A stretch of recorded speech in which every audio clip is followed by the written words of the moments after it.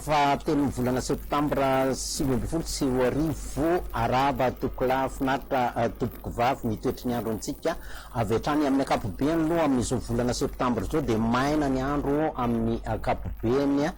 fa naizany azany aty Andranomasina dia somary tandrina tokony tandrina ihany ny mpanjono hatraty Morombeka hatraty Atsimo Vangaindrano aty somary maherihery ny onjan-drano amin'iny fatra iny akoatran'izay tsisy ambara firy rano toetry ny andro ny 4 septambra natolotra ho anao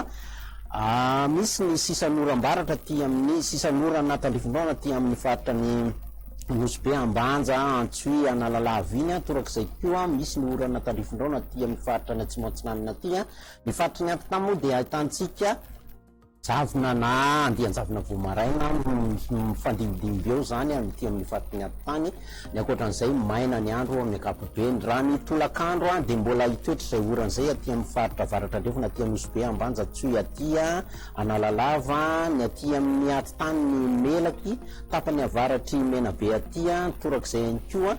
aty amin'ny faritra ny andrefan'ny Vatovavy sy Atsimo Antsinanana iny ary ny atsinanan'ny Hotomatsietra sy Orombeny akoatran'izay moa tazantsika fa ny masoandro be no anjaka raha ny maripanantsika tsy de misy fiovana firy amin'ny akapobeany 5 hatramin'ny 12 degré celsius ny tazantsika ty amin'ny faritra anatiny aty ary 17 hatramin'ny 20 ny ilany Antsinanana sy 20 hatramin'ny 13 degré celsius ny ilany andrefan'ny Nosy rany mafana kosa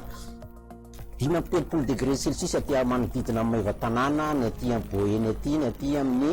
manodidina Sofia aty ny fatry ny Afovoantany 4 hatramin'ny 5 degré celsius ary ny ilany Antsinanana 9 hatramin'ny 3 degré celsius raha ireo toetrandro ivelan'ny Madagasikara no tataraintsika dia maina ny andro amin'ny akapobeany fa any Nairobi any zany no ahitantsika zao orana tandrivindraona izao ho an'ny nosy manodidina antsika kosa dia Mayotte, Maurice, Comore maina daholo ny andro La Réunion torak'izay ihany koa orana tandrivindraona kosa no hitantsika any amin'ny fatin'ny Seychelles iny dia hatreto indray tompoko lasy tompoko vavy no fotoana ny arahako taminao mametraka ny veloma mandrapitafandray tompoko veloma